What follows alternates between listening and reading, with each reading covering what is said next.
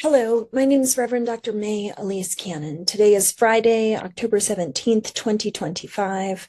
We've been recording these videos for 742 days in a row since October 7th of 2023. And I was talking to some people at a pastor's gathering this weekend, and they said, well, why do you do it? They were talking about how they feel like watching the news makes them angry and doesn't lead them closer to God.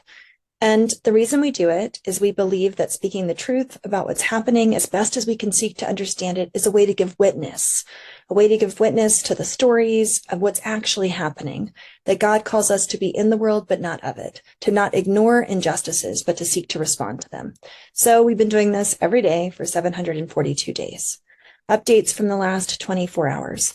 The Director General of the hospitals of the health ministry in Gaza said that there are experts working to identify the bodies of 90 Palestinians that have been handed over by Israel in the last few days. Film footage provided by a freelance journalist for BBC shows the body of a blindfolded man and another body with marks around the wrists and ankles that are at Nasser Hospital's mortuary. The forensic team said some of the bodies arrived still in shackles and bearing signs of abuse. A man has been killed in an Israeli drone strike southeast of Khan Yunis, according to Palestinian news agencies in Gaza. There are reports that two others were seriously injured in a strike northeast of Khan Yunis. The Israeli military said that there were no strikes, but local reports indicate otherwise. The UN Undersecretary General for Humanitarian Affairs told Reuters that thousands of humanitarian vehicles must enter Gaza weekly to avoid further catastrophe because of the desperate need for food, humanitarian assistance, and to respond to the malnutrition that's present. We have 190,000 metric tons of provisions on the border that are waiting to go, that we're determined to deliver. So said Fletcher. He's the UN Undersecretary General for Humanitarian Affairs. Israeli officials said 600 trucks were approved to enter Gaza. Fletcher said that's a good base, but it is not enough to meet the desperate scale of need. The health ministry in Gaza yesterday said that the death toll as of the past 2+ years has been 67,967 people. We're approaching the number of 68,000 people. They've died in Gaza since October 7th, 2023. 29 people were killed in the last 24 hours, and this is under what the world is calling a ceasefire. The ministry said 4 people were killed in the last 24 hours, 22 had been recovered from under the rubble. 3 others had succumbed to their injuries.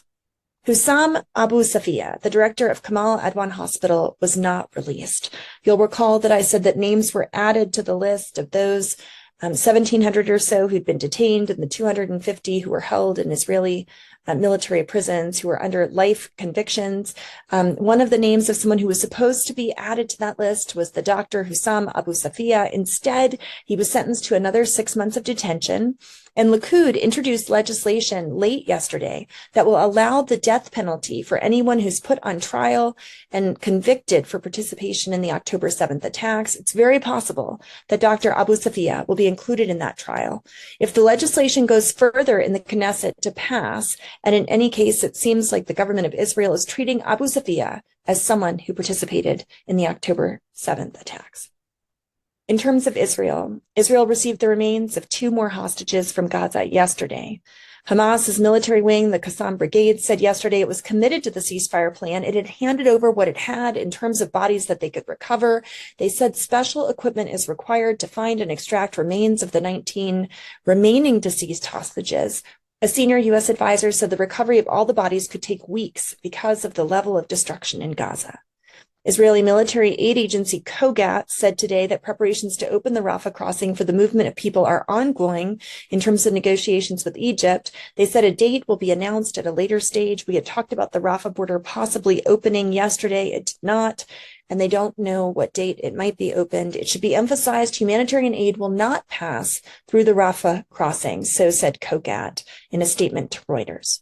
An Israeli court yesterday extended the detention, as I mentioned already. This is a duplicate report from CNN about Dr. Hussam Abu Safia. He was detained almost a year ago.